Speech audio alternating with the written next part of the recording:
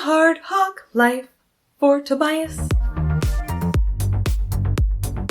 When I told my sister that I was reading a Tobias book, she said, "Ooh, angst!"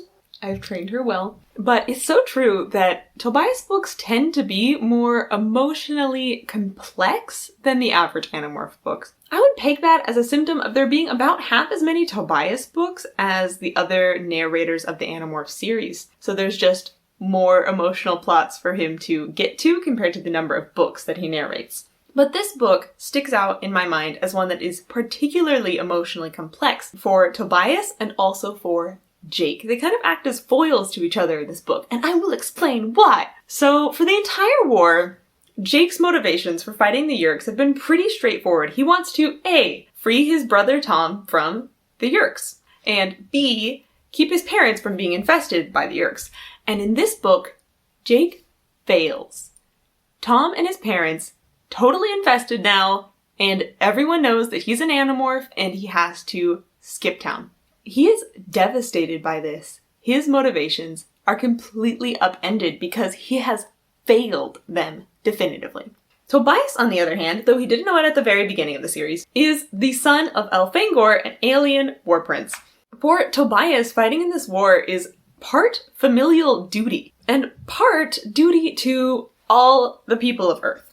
But it's more of a grander sense of he needs to do this thing because it's the right thing and because it's a thing that he is duty-bound to do.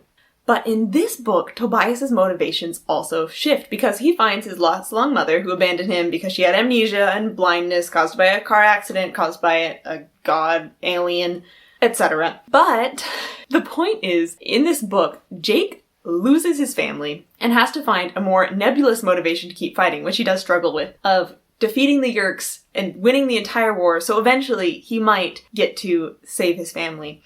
But for Tobias, he gains a much more personal, more focused motivation of protecting his mother. And he kind of has to sacrifice his duty to the entire war to do it, because saving his mother is not the strategically sound thing to do. But it is kind of the morally right thing to do, and it's the thing that he decides to do.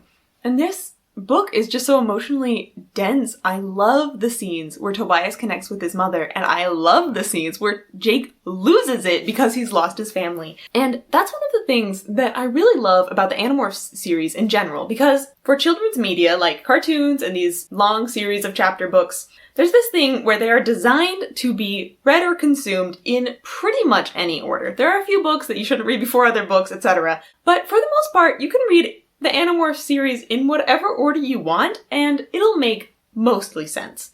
Even though the average Animorphs book follows the pattern of you've got the status quo, then you've got the events of the book, and then by the end, you are back to the status quo. Animorphs books tend to shake things up at least a little bit. In most books, by the end of the book, even if the physical plot status quo hasn't shifted very much, the emotional status quo of the characters has. And this book does wonderfully at both shaking up the plot status quo and the emotional status quos, because these characters are different at the end. Jake is so much more angsty. Throughout the series, Jake has been probably the least angsty of all the Animorphs. This book turns that around, and Jake struggles to even find a reason to keep going in this alien war. By contrast, Tobias becomes significantly more mellow and well-adjusted. He even starts morphing his human self just to hang out, which is a thing he would only do occasionally, like wonderful burger dates with Rachel. Those scenes are so cute. But after this book, for the rest of the series, Tobias is more often seen in his human morph, accepting his humanity, a thing that he has struggled with for the entire series. And after this book, it's just like, Tobias got it in the bag now. He's got his mother. Whoop whoop. So instead of this never-ending cycle, these books are more like a spiral, where they do come back almost to where they were before, but they're still growing and progressing and moving up in the world. Especially this book. This book really kicks off the end game. From here on out, every book is changing the status quo. And it's beautiful. Though the book is not perfect, there are 2 battle scenes in this book. Both of them are pretty confusing. I had to read them about 3 times before I really understood what was going on. I would peg that more on the ghostwriter for this book than as a problem for the entire Animorph series, because in general, I do like the action scenes of the entire Animorph series. It's like a style shift, because the average Animorphs battle scene is kind of confusing, but you get the sense it's a little on purpose.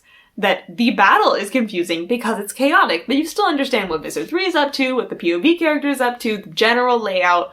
It's clear. But in these books, I did not understand, like, the plan. I think most of it was because it was the kind of chaos where even the narrator didn't understand really what was going on. Or if they did, they chose not to share it with the audience. Though I did love this beautiful little tidbit where they contracted things to make the word choppered a few times.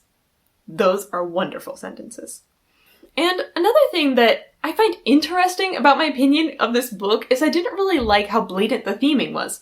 Usually, I am down for blatant, obvious themes. I love that stuff. I eat it up. But in this book, I felt like it crossed a line into it was shoving the theme down my throat instead of giving me lots of clues and interweaving it into the story really well. Because there's this theme about mothers protecting their children. And then when Tobias sees his mother protect him, he is overcome with joy, so happy, because that's what mothers do, and he draws a direct parallel to the other 2 mothers in this book who also protected their children, and it was just too much. I'm down for most sappiness.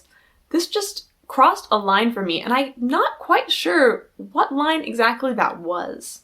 I think it was more that Tobias so obviously spelled out the comparison instead of just thinking about it at large and letting me pick up on the comparison. Because the clues were all there, were all really obviously there, and I didn't need him at the end to spell out the entire comparison for me. There's also the argument that these are kids' books, so aren't they supposed to kind of spell out the moral for the kids? But I think that's an insult to the kids' intelligence. But other than those things, I do think that this book is one of the strongest of the series, because it's one of the ones that has really stuck in my memory since I read it. I remember these scenes, and I remember these characters, and I remember how this book made me feel, which was happy for Tobias and sad for Jake, and laughing at Axe's antics.